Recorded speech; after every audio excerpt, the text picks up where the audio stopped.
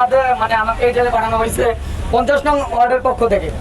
তো দেখা যাচ্ছে যে ভাইরা অনেক কথাই বলছে, দিন শেষে নতুন করে কোনো কিছু সংযোজন বা বিয়োজন করার কিছুই নেই।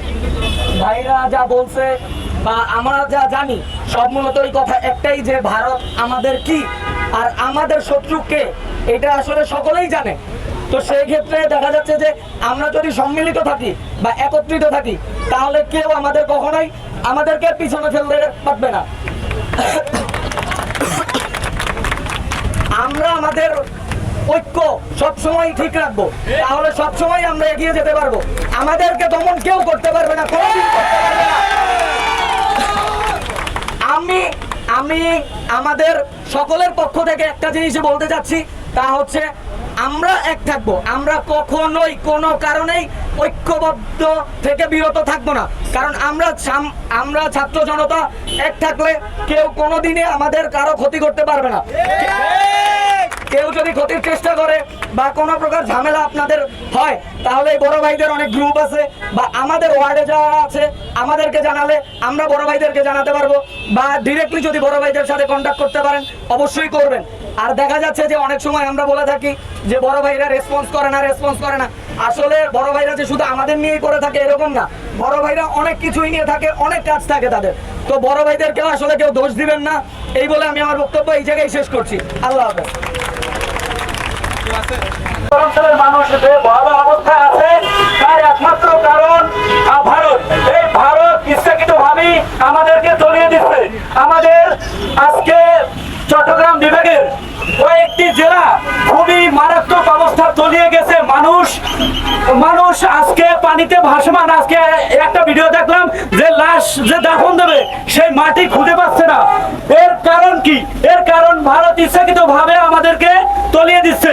আমরা এর একটা তীব্র নিন্দা ও প্রতিবাদ জানানোর জন্য আজকের এই কর্মসূচি পালন করছি। আশা করি আমরা যারা আছি দেশের সাধারণ মানুষ এবং ছাত্র জনতা, আমরা এবং দেশের মানুষকে আহ্বান করব, চট্টগ্রাম বিভাগে যে কয়টি জেলা এই ভয়াবহ বন্যায় আক্রমণ হয়েছে, এই বন্যায় যারা আক্রমণ হয়েছে তাদের পাশে দাঁড়াতে সবাইকে আহ্বান করবো। দেশের মানুষকে আহ্বান জানাই যে যতটুকু যেভাবে পারি আমরা সামর্থ্য অনুযায়ী চেষ্টা করবো, এবং কেউ যদি পারি এখানে আমরা টিম তৈরি করে সেই ফেনী, চট্টগ্রাম, সিলেট এই বন্যা ক্ষতিগ্রস্ত জেলাগুলোতে আমরা যাব, যে যতটুকু পারি যেভাবে পারি আমরা সাহায্য সহযোগিতা করব ইনশাআল্লাহ। এবং এই বন্যায় যে ক্ষতিগ্রস্ত হয়েছে এবং যারা করেছে তাদের প্রতি আমরা নিন্দা ও প্রতিবাদ জানাই। এই বলে আমি আমার বক্তব্য শেষ করলাম। ধন্যবাদ। আমরা প্রাকৃতিক দুর্যোগ বলতে পারি না এই কারণে, কারণ এটা ইন্টেনশনালি করা হয়েছে। আপনারা জানেন যে আমাদের সাবেক প্রধানমন্ত্রী স্বৈরাচারী সরকার, সে এখন ভারতে অবস্থান করছে, সে ইন্টেনশনালি এই কাজগুলো করাচ্ছে। সো আমি আমাদের স্টুডেন্ট থেকে পেলাম শেখ হাসিনা এবং মোদী সরকারকে, শেখ হাসিনা যদি এটা ভেবে থাকেন যে আপনি ওইখানে বসে এই যে গুটি চালবেন আমরা বসে থাকবো, তা কিন্তু না। আপনার বিচার এই বাংলার মাটিতে হবে, আপনার বিচার এই বাংলার মাটিতে হবে, কারণ আপনি একজন খুনি। আর মোদীকে বলছি, আপনি তো চায়ের দোকানদার, মোদী কিন্তু একটু চায়ের দোকানদার, হ্যাঁ। তো মোদীকে বলছি আপনি সাবধান হয়ে যান, আপনার সেভেন সিস্টার নিয়ে ভাবুন, আপনি সেভেন সিস্টার নিয়ে ভাবুন, আমরা কোথায় গিয়ে দাঁড়াবো সেটা আপনি ভাবুন। সো আপনি যদি ভেবে থাকেন যাতে পার পেয়ে যাবেন অনৈতিক কাজ করে অন্যায় ভাবে আমাদের বাঙালিদের উপরে ভাবে অন্যায় চাপিয়ে দিয়ে সেটার জুলুমের শিকার আমরা হবো, ছাত্র সমাজ জেগেছে, ছাত্র সমাজ জেগেছে, রক্তে আগুন লেগেছে। সো আমরা যারা ছাত্র সমাজ আছি, আমরা 15 বছর স্বৈরাচারী সরকারকে যখন বিদায় করতে পেরেছি, ওর মতো মোদীকে দেখে নিতে পারবো ইনশাআল্লাহ।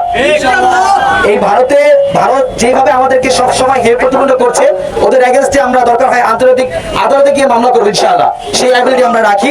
আজ আর বেশি কথা বলবো না, এই জন্যই বলছি সবাই আমাদের সব ভাইরা আমাদের বন্যাতদের মাঝে সাহায্য করবেন ইনশাআল্লাহ। Thank you. আসসালামু আলাইকুম। আমরা জানতে পারলাম এই আজকে নৈরাজ্য পরিস্থিতি হওয়ার একমাত্র কারণ হচ্ছে ভারত। আমরা আজকে থেকে ভারতের যেটা আমরা জানবো সবকিছু জানা সম্ভব, যতটুকু আমরা জানবো, যত পণ্য সম্পর্কে আমরা জানবো সবকিছু আজকে থেকে আমরা বর্জন করবো। যে জায়গায় ভারত থাকবে ওই জায়গায় আমরা বর্জন করবো। ভারত একটা যে মানুষে বলবে ভারতে সাপোর্ট করবে ওই মানুষটাকে দরকার হলে আমরা বর্জন করবো। কারণ আমাদের যে দায়বন্ধ আছে, এমনও পরিবার আছে অনেক স্বপ্ন নিয়ে সামনে থেকে আইতেছিল, এই বন্যার কারণে সব স্বপ্ন একবার বন্যার সাথে চলে গেছে। তো আমরা আজকে থেকে আমাদের মূল হচ্ছে আমরা ভারত বিরোধী। তো আমরা আজকে ভারত আজকের যে কোনো পণ্য যে কোনো পণ্য আমরা এটা কি করবো, বর্জন করবো। ঠিক আছে, এই কথাটা আমরা সবাই দিতে পারি।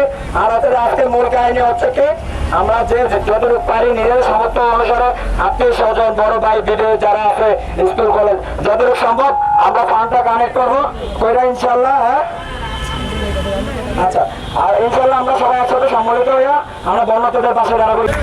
আসলে আমাদের কর্মসূচি একটা নিঃশ্বাস। ঠিক আছে, ভারতের আগ্রাসন ভেঙে দাও, ঘুরিয়ে দাও। ভারতের আগ্রাসন, ভারতের আগ্রাসন পেতে চাইলে মুক্তি, সারা ভারত মুক্তি। পেতে চাইলে মুক্তি, সারা ভারত মুক্তি। পেতে চাইলে মুক্তি, সারা ভারত মুক্তি। পেতে চাইলে মুক্তি,